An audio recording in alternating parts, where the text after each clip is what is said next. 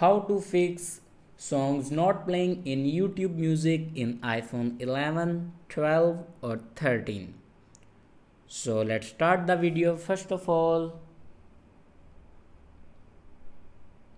open YouTube Music.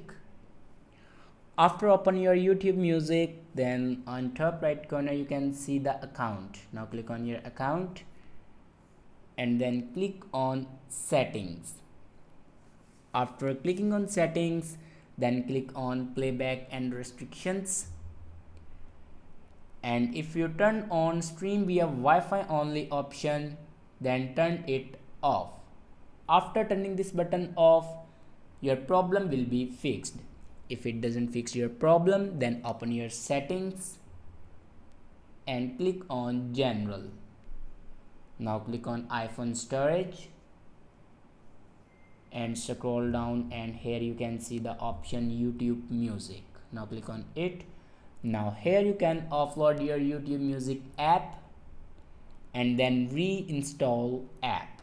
After reinstall your app, your problem will be fixed. I hope this video is helpful for you. Thanks for watching.